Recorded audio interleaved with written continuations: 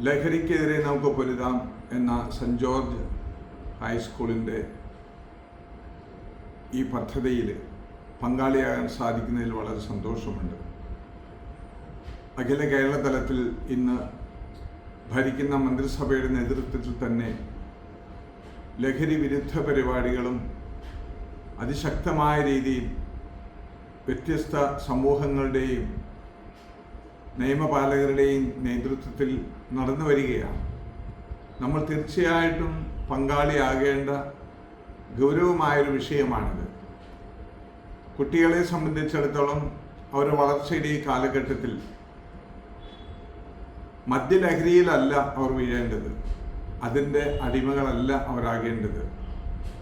എല്ലാ ലഹരികൾക്കും എതിരായിട്ട് പോരാടുന്നതോടൊപ്പം വിദ്യ അഭ്യസിക്കുന്നതിനും കായികശേഷി വർദ്ധിപ്പിക്കുന്നതിലും ദൈവം നമുക്ക് ഓരോരുത്തരും തന്നിട്ടുള്ള വ്യത്യസ്തമായ കഴിവുകളെ കഠിനാധ്വാനത്തിൽ വികസിപ്പിച്ചെടുത്ത് രാജ്യത്തിനും സമൂഹത്തിനും കുടുംബത്തിനുമായി വിനിയോഗിക്കാനുള്ള വലിയൊരു വെല്ലുവിളിയാണ് വാസ്തവത്തിൽ നമ്മളുടെ മുമ്പിൽ നിന്ന് ഉയരുന്നത്.